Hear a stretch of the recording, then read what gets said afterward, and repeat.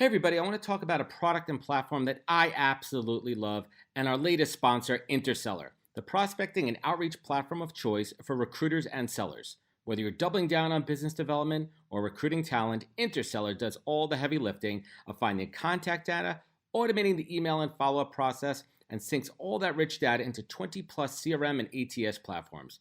Reach out now and get going on a 2-week free trial and let them know you heard about it from Adam on the podcast today. Check out the link on the website. Appreciate it.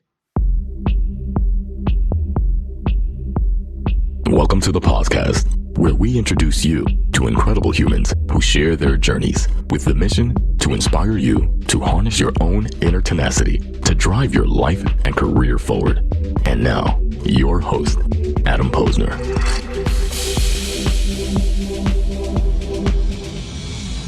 Hey everybody, and welcome back to the podcast, where I bring you the best and the brightest from the world of business, marketing, and personal growth to help you harness your inner tenacity and drive your career forward. I am thrilled to welcome my guest today, Dena Upton, the Chief People Officer at Drift. And if you're not familiar with Drift, Drift is a Boston-based conversational marketing platform that combines chat, email, video, and automation to remove the friction from business buying. And I'm excited to share her career story and insights with all of you. So let's get to it. Dena, welcome to the podcast. Thanks, Adam. It's great to be here.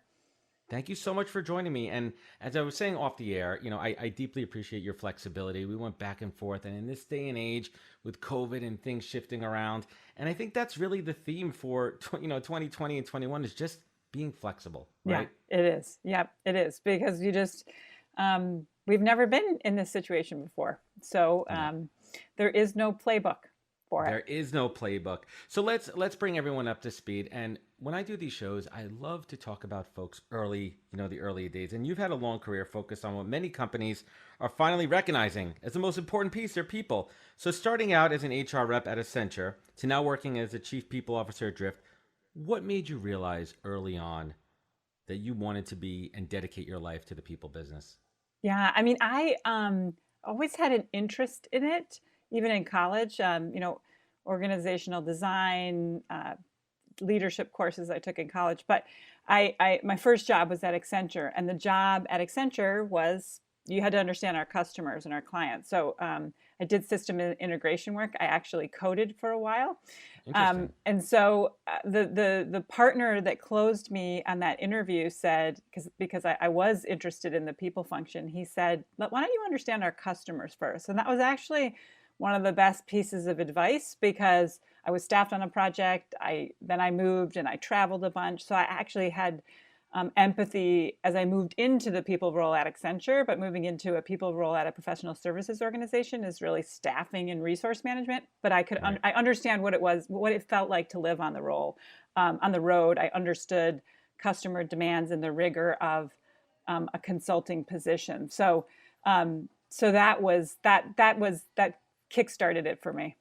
And it's really interesting because I've only met a handful of, I call them purebred recruiters or talent acquisition folks that actually go to school for it, or they come out of school and they get right into it. And it's fascinating that you say that, you have spent time, you spent early part in the roles that you were hiring and building teams out for. So you really truly understood what it was like. And especially in the consulting world, being on the road, what type of personality it was, the challenges that come along with it. But I'd like to ask you, early on, what was, one maybe big mistake that you made that, you course corrected and really set you going in the right direction for the future? I think early on, if I go back to my early days, I think I thought of career advancement as being linear. Especially at Accenture, it's like you start in as a consultant, you move to a senior consultant, principal consultant, manager, et cetera. It's very all the way up the ladder. Develop these skills, you move, and that for me defines success. And I think moving into the people function was a lateral change for me when I finally did it. And then once you move into the people function, you have a vantage point of all of those moves across the organization, people moving in, moving out, moving into different roles. And you realize the beauty of mobility. And your career doesn't always take up the path that you might have outlined. It weaves you're better for it. So I think that was one of the big lessons that I learned early on. And I've been able to carry that forward with individuals that I'm working with and organizations that I'm helping to grow. And the other theme you talked about early on is empathy, and it's one of those buzzwords right now because everyone's saying empathy, lead with empathy, be with empathy. But what does it truly mean to not just say it, but to act on it individually and as an organization? I think I think especially in the people function, I think you have to be a business practitioner before you can fully engross yourself in whatever challenges that you're trying to solve from a people perspective. And I think I think that for me that ties into empathy, which means I talked about it earlier with you. I felt that I was a better HR person and at Accenture because I actually sat in the seat of a consultant. I flew every week to a customer site. I understood the demands of that position. So when I staffed people and they asked about travel commitments or other things, I could actually speak from a place of experience. So that's how I think about it. You're more authentic and more genuine. I think in all the roles that I've had in the companies that I've worked for, I've had a genuine interest in what we were trying to solve for our customers, and I think that brings a perspective to the people function. Like that's always been important to me. It's always important for HR business partners or recruiters that work in my organization. You're a business practitioner first. So whatever we're trying to solve, either in the talent acquisition framework, we're hiring like crazy, or we're opening up an office in Israel or whatever it is, you need to understand the business drivers for what you're trying to achieve. And anything that we do is pushing forward those specific business drivers. That's tremendous. I greatly appreciate that. So I want to shift the conversation to talking about leadership. And the people at Drift have 8 leadership principles, and you talk about them a lot when you speak about decision-making within an organization. How do you make sure that those principles are at the root of every day-to-day decision? Yeah, they have to be. So I think a couple things. They are like, we don't put them on the wall. We don't put them on a wall. They're not on a T-shirt. They're not printed like when you come in. They're not. They're not there. No, they're not. They're not. They are used. They're used in the way that we interview. They're used. We just went through a 360 sort of. We do reviews, loose reviews, twice a year. So 360 review, peer review, upward, downward, etc. And those leadership principles are woven into the questions that we ask. So we ask how individuals are putting the customer at the center of everything that they do, how they're demonstrating a bias for action and delivering daily results, building a culture of respect and trust, etc. All those leadership principles are woven in not only in the way we hire, but in the way that we evaluate how successful someone is operating, regardless of whether or not they're managing a large team or they're managing themselves, but they've got to show up. And those leadership principles are guideposts for everyday decisions. And we use them. They're woven into how we make hiring decisions, like seek feedback, not consensus. We don't vote on whether or not someone is right for a position. You get data, and what we call the DRI, or the hiring manager, the designated responsible individual who is on the hook to make that hire. They will get as much data as they possibly can in the interview process, and then make a decision going forward. So it's not a consensus-based recruiting decision-making process. And it's really interesting that you said that, because when I was going through the principles, I actually found number 5, the most interesting, quote, seek feedback, not consensus. Yep. Let's unpack that for a minute, because, myself as a recruiter, I've worked with many different organizations, and, I found that like true feedback is really a gift, right? The way people give feedback, the way they take feedback, and feedback is critically important. So let's unpack it from your perspective. Seek feedback, not consensus. What does that mean to you? It means that, a couple of things. We don't agree.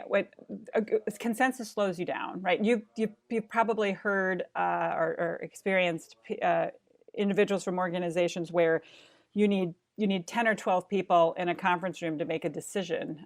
It slows things down. And the best ideas never actually sound like the best ideas when you first hear about them. But seeking feedback gives you perspective. The voice of the customer is strong. It's disagreeing and committing. It's all of those things. I think sometimes, especially in the recruiting world, you get so caught up in when you're talking about a candidate in the process to say, okay, does everyone agree that this person is the right particular person for the role? I think the important thing is, does the hiring manager, the DRI, believe that all of the feedback that they got in the interview process reinforces the scorecard that they built for the position, right? Like, does this person match what we need right now? And so all of the feedback that you hear in the interview process should reinforce that scorecard. And so I think the framework, the job description, the scorecard, how you set up the interview to make sure there's a match there, and all of the feedback that you're getting in the interview process should reinforce or maybe prove that that particular person is not right for the role.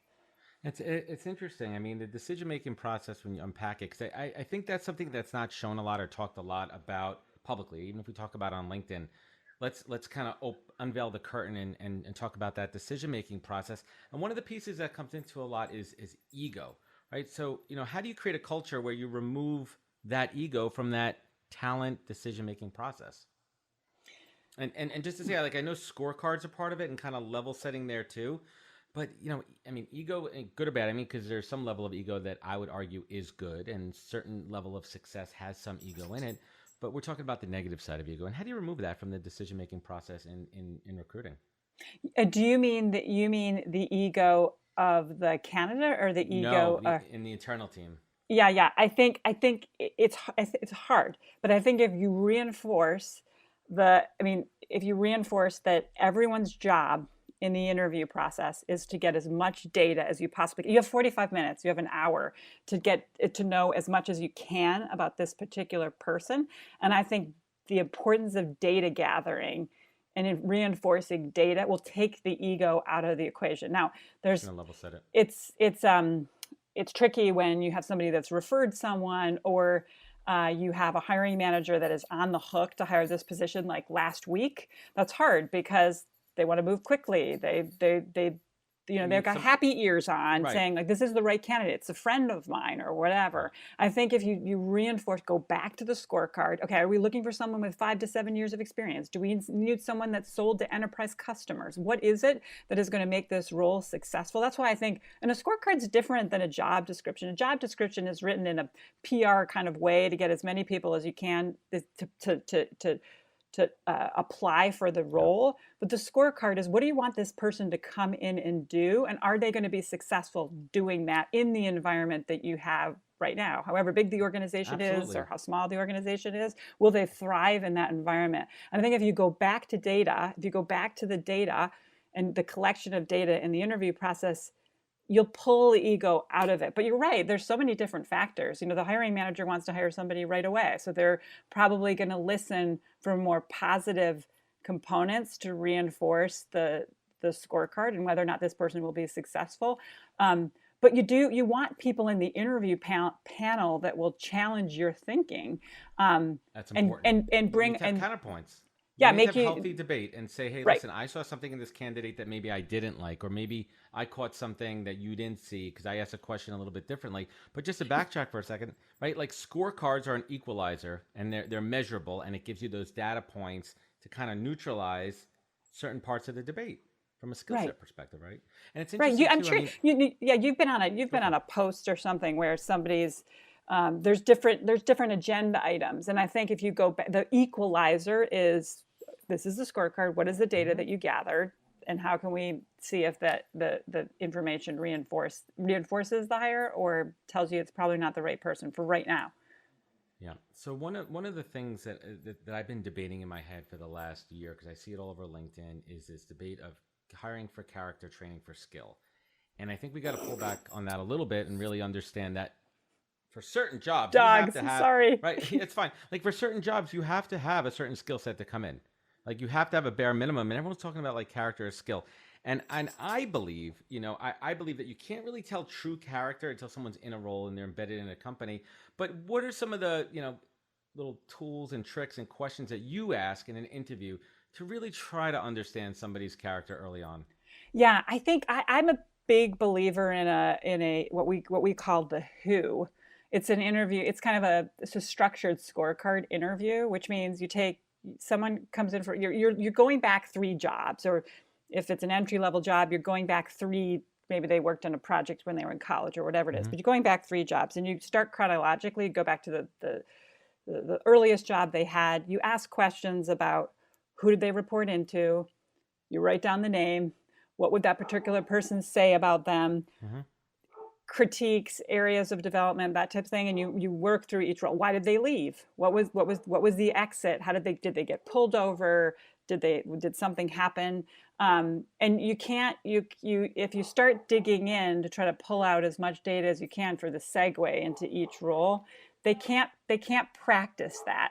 And then if you dig into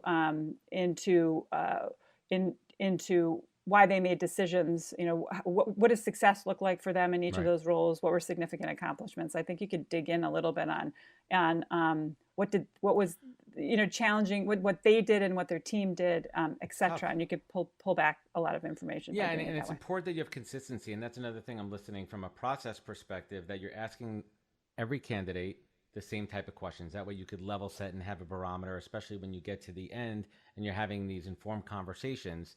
You're like, well, I asked this candidate this, but you didn't ask him that one. Like, how do you, gauge one against the other? And I think that's critical in the talent acquisition process. So how do you do this as you're scaling? How do you ensure that? I mean, you're going through hyper growth right now. You've grown this workforce tremendously since you joined in 2018. So how do you stay effective as a people leader in ensuring the processes continue, ensuring the quality, stays with it? How do you manage it all through growth? Yeah, I think the big thing is making sure you've got an executive team, leadership team that is reinforcing these concepts around hiring. The most important job that our C-suite will do is hiring the next batch of leaders, hiring effectively in their particular area, because they can delegate more effectively. So the hiring of that leadership team is incredibly important. Making sure that you have a process outlined, that we're following a consistent process that we can Mm-hmm. audit, that we can figure out where we've got inefficiencies in particular areas. Mm-hmm. The leadership principles are really important, Adam. We talked about that earlier. I think David and Elias, our 2 founders, put those in place when Drift was really small. And they've been the foundation of how we bring talent into the organization and how we assess talent. So I think the formation of those leadership principles are incredibly important, because that will be carried on as we expand into Australia, as we expand into EMEA, et cetera. And so that's been foundational for how we bring additional talent into the organization. And I think the concept of talent density, right? This is a Netflix term, but I have that book right over there, right? Yeah. Patty McCord? Right? Yep. Sitting right over there on that shelf. It's a great concept to continue to reinforce with your team, right? Like if you're bringing on a new BDR or an SDR, sales development rep, right? Is that new hire are they the best that you've seen with the team that you have right now? And every hire that you make, are you leveling up the organization, right? Like you don't necessarily just want them to fill a rack, be a person in a seat to actually accomplish a task, but are they going to, and it's hard. When you ask the question, okay, are you increasing the talent density of your team by making this hire? How would you as a hiring manager, how would you answer that question? If they say no, then we need to keep looking. And so that, like, you raise the bar every single time you bring a new person into the organization. I think that continues to elevate all of us. And you said something that's so critical, and I talk about this all the time, but it starts at the top. It really, truly starts at the top, at the executive level. When you have a C-suite that is so on board with people first, and they truly understand that people are everything within the organization, it cascades down. Yeah, I mean, because it's the opposite. especially in the hiring process, right? It like Todd Barnett, our CRO, Elias Torres was our founder, David Cancel. Recruiting and hiring and our diversity metrics and our attrition rates are just as important to them as it is to me. And they're pushing that message. I'm not pushing that message. And it is the responsibility of every leader to fill those positions with the right level of talent. And they are all held accountable for it. I'm responsible. I'm shepherding a process. I'm making sure that we've got a team in place to help bring talent in, and all of those mechanics are in place. But they're actually responsible for bringing talent into the organization. And if we're behind, they're behind. So I think team effort there. The importance of that shared message and that the whole organization hears it and believes it is really important. Dena, let me ask you, when I say the word culture, what does that mean to you and how do you define it within Drift? Yeah, I think about it, there are sort of, we talked a little bit about it earlier, there's kind of 5 aspects of our culture that have been really important to us and something that we've really been doubling down on, especially as we're kind of digital first and all working remotely. Number 1 is the leadership principles that we talked a little bit about earlier. Everything that we celebrate is in those are talked about in those leadership principles. They are guardrails that steer our conversation. They're really important.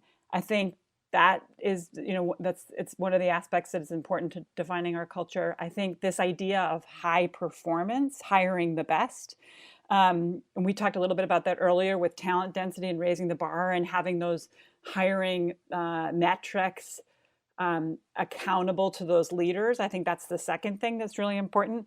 I think the third thing is this idea of kind of hiring adults and autonomy. So making sure that autonomy is built into everything that we do and hiring people that are capable of filling whatever role it is that you're trying to bring into the organization.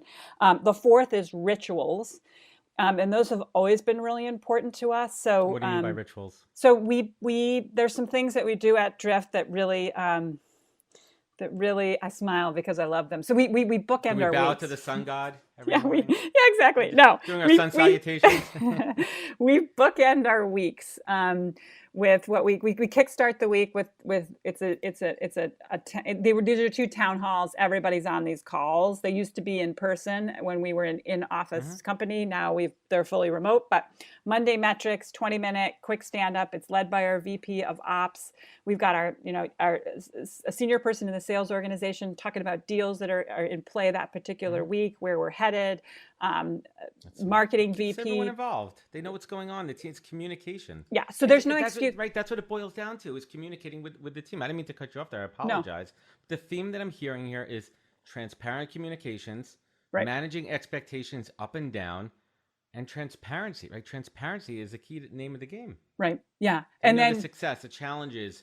Is a company going through a challenge now? So everyone could be involved and really understand, and goes back to kind of being empathetic across the board. Right. And I think that once you do that, you and then Friday is a Friday ritual is called show and tell, and it's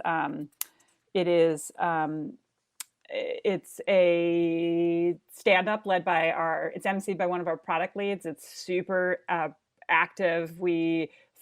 One person from each department gets up, talks about a problem that they had, what they did. Is there a CTA for everyone else? It's 5 minutes. It's timed. We vote on it. The chat goes insane. It's really lively. And so that's how we end the week. And we also have an open mic for our executive team where any questions are asked anonymously, and then people can chime in and ask questions. But it's just to make sure it ties back into that idea of transparency. We just had a board meeting, so tomorrow we'll talk about what was discussed at the board meeting, challenges that lie ahead for us, etc. So that's how we end the week. And then I think the last thing about culture for us is this idea of equity. Everything that we do at Drift, we're kind of on a mission to build an equitable organization. With 2 Latinx founders, it's really been important to them. It's always DE&I is important to them, but more importantly is to ensure that we're building an equitable organization. And what was one of the drivers to why we decided to go digital first. How do you ensure DE&I in the recruiting process? And how do you work with your team to remove that unconscious bias? Yeah, so for us, we measure everything. So we are, we are 13% underrepresented people across Drift, 43% females. We measure that, the whole organization, where we know is where we're tracking, where we are tracking from a level perspective across the organization. And then on the recruiting side. So I think visibility is important, and visibility Big. internally and externally around where we are tracking. I also think that we practice a balanced hiring process. So for every position that we have open, we ensure there is a URP and a female in the formal phase of the recruiting process, not the informal phase. But what if and I just want to play devil's advocate here because I have something happen. I'm devil's advocate here. The idea of hiring the best possible candidate. Yep. Right. What if that best possible candidate just happens to be a white male? You got to try a little harder. So they got to keep pushing. I'm not saying that's not the right hire, but Right. Who else have you? That's why I think it's important to make sure you've got a female and an underrepresented person in the formal phase of the interview process. So our recruiters, that I agree with. You keep pushing to ensure that you have an ample sample set, across, representing everybody. and we might very well hire that particular person. They might be the most qualified for the role, but did we go through an exhaustive search? I agree. That's the key right there. Did we put in the effort to make sure that we exhausted the search to be as inclusive of everybody as possible? You hit the nail on the head. That's really what it comes down to. Because ultimately, the company has to hire the best possible candidate, but you have to make sure that you've done your due diligence, that you give everyone a fair shot, and even if it takes a little bit longer, and everyone on the team's on board with that, like that someone understands that, you know what, that open seat on your team might be open another couple of weeks. Right. But us as an organization, we're committed to diversity, inclusion, and belonging. And this is what it may take to extend the search, to exhaust the search a little bit. But it shouldn't, though, Adam. I think the other thing that I'll say is you're right, time might be in the way, but I think then you tackle that on the top of funnel activities, right? Like we are lucky that we have two underrepresented minority founders that speak a lot about this, right? Like that's it's in their DNA. It's who they are. And so we get a lot of candidates that now see us because of who they are. So you got to do some legwork at the top to get people in the pipe. But you're right, it could take you a little longer, but hopefully as organizations start really working on this and their boards are diverse and they're able to get to different talent, it starts to become easier. But it's the attraction. It's the top of funnel. Instead of going out for the outbound, sourcing, the inbound should be there. Right. The inbound attraction from a talent attraction standpoint. So let's shift in, I'd be remiss if we didn't talk about the pandemic. And, I read that Drift was all about in-person working in collab before, like many other companies. So and listen, we're literally recording this on the 11th day of March. It was a D-Day for a lot of people. My D-Day was March 13th. Ago. Right. What has that pivot had to do? How has Drift had to adapt and say, wow, now we're remote? And I'd love to also hear what the current plan to come back is. Yeah. So as you just alluded to, and many other organizations have had to do this, we, it was a year ago yesterday where we sent a message out to people and said, don't come back to the office. And, prior to that, we were very much an in-office-based culture. There was buzz in the office. The music was blaring. We were videoing a ton of stuff, like just a lot of activity happened in our office. And when we recruited people, we were very transparent about it, but we said, listen, it's 5 days a week. You need to be in the office 5 days a week. And if that's not right for you, then Drift might not be right for you. And so we did a total 180, on this whole idea of culture and the foundations of our organization to go. Everybody's remote, so we had to embrace it because for safety reasons we had to. It is what it is. You have no choice. And then we realized that this is like we are digitally transforming the way our customers buy from each other. Like that's what we're helping our customers do, and we want to lead the way. And what does this idea of digital first mean? What does it mean? And as you think about bringing the team back together, there's 4 paths you can take. Right, we could go back to that in-office culture that we had before, and we were very much deliberate about it. 1, 2, 100% remote, which means that there is no office. Everybody's working from home and there's no opportunity to gather. That's 100% remote. Hybrid, which means you go back to the way that things were with a bit more flexibility, or what we're doing, which is digital first. And I think the reason why we love and have jumped onto digital first so much is it's a mindset shift, really. we have told the team that their primary office is going to be their home office. We've equipped them to be able to run that effectively with office setup and stipends to get them going, and then a monthly stipend that they can use on wellness or food or whatever it is they want to do.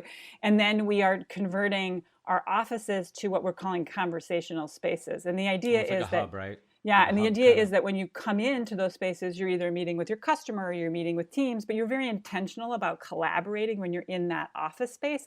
And the reason why we were so deliberate on doing it this way is because of equity, right? Like I've worked at organizations where you say you're going to be hybrid, things fall apart, right? There's a meeting that's called in the break room about some important customer, and you're not included because you weren't there. You're at home.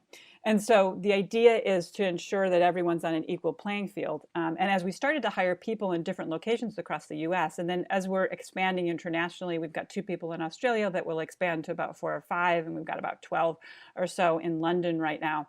They're not on equal footing with people that are in the office location. Well, they're at a handicap with the time difference. Correct, and we didn't want to handicap them, and so this idea of going digital first, it ensures that you are doubling down on your digital footprint across the Drift organization. So if you are a manager, are you communicating effectively? Does everyone feel like they're connected? Do you run meetings efficiently? Is there a 6-pager if you're making decisions? So it just reinforces that hygiene around how teams collaborate and work together.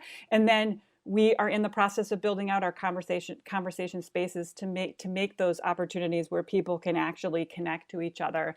And then we'll bring the team together twice a year for kickoffs, and the other 2 quarters will be team, like product management, marketing, sales, where those organizations are getting together in person. Hypothetically, how do you manage it if someone is completely reluctant to return to the physical office for whatever reason? It could be as extreme as they have a physical, limitation, or maybe just mentally they're not ready for that. How do you plan to manage it, each individual employee? Yeah, they're not going to have to. So the idea is that. But what if there's a team meeting collaboration, so they could still digital into it and still be perfectly fine? Yep. So all of our conference rooms now are Zoom rooms, so they can get in and when I was talking about before, the sort of reinforcement of that.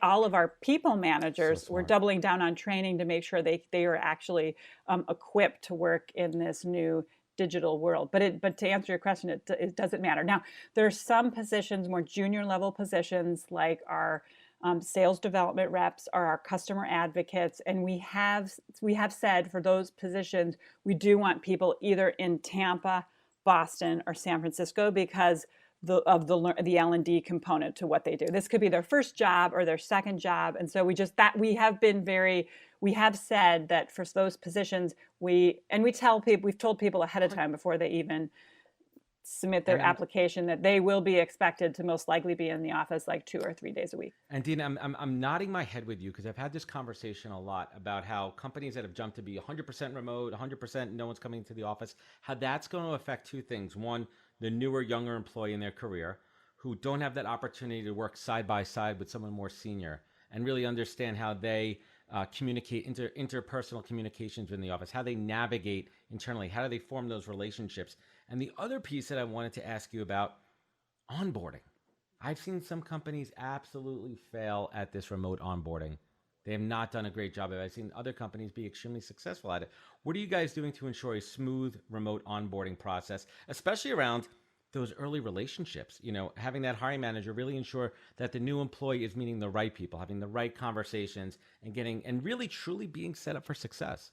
Yeah, we've onboarded about 140 people completely remotely. It's led by our awesome onboarding manager, Allie Winkleman. But she's gotten super creative with it. So this is a little bit different. So our L&D team and our onboarding team is part of our marketing team. So this is what we do. So we educate. We're changing the way businesses buy from businesses, and we educate those marketing and sales people to be able to do that effectively with implementing Drift. And so the Drift foundations, what we put our customers through, all of our drifters are going through that same Drift foundation, so they understand what is conversational marketing, what does revenue acceleration mean, what is a virtual sales assistant? How do I set up a playbook in Drift? So all of the drifters that come into their organization go through Drift Foundations just as our customers would. So everyone's on the same equal playing field. And then a lot of the things that we do with, new hire remote happy hours, or we're big fans of donut dates through Slack. There's a mechanism. We call them donut dates, but it's Slack. The Slack will automatically link you up with other people across the organization, and that's sort of it replicates bumping into somebody in the kitchen or grabbing a quick coffee. The water cooler talk, the missing water cooler talk. Yeah, absolutely. So we tried to virtually replicate that as much. It's we're learning as we go and bumbling along as we go, and I think it's the other thing too is doubling down on these Drift rituals of what happens when you're in a remote world is you end up working with 6 or 7 people that are working on that particular project, and you don't see everybody else. It's another thing that's really important for those 2 Drift rituals, Monday metrics and Friday show and tell, where you have an opportunity to see everyone across the organization through Zoom, etc. So you can put your arms around Drift. As a new hire, someone that's been here for a while. So that's been really important to us. I love it. And I applaud what you're doing over there. I mean, it's really exemplary for many organizations, and just being adaptable. I think that's the word. That organizations really need to embrace. So let's bring it home here. And I want to talk about, let's talk about Dena a little bit. Dena, what is the greatest single piece of advice that you've ever received that you take action on every single day? I think it's, I say sometimes people will say, fake it till you make it. And I hate that. So I am the antithesis of fake it till you make it, which means, I think continuous learning is the hallmark of any successful leader. And I think you can learn through multiple ways, right? I'm a big fan of what we sometimes call reverse mentorship here at Drift, which means I always try to seek a mentor that's just started at Drift, somebody that's just joined that has totally different background than mine that I can learn from.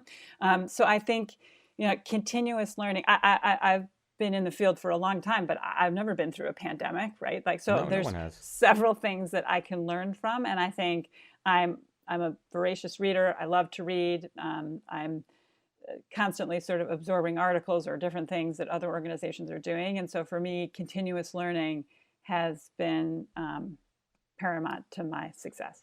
I love it. That's tremendous. And Dena, what would you say your superpower is? We're not talking about flying or superhuman strength, but what do you do better or best than almost anyone on this planet that makes you who you are?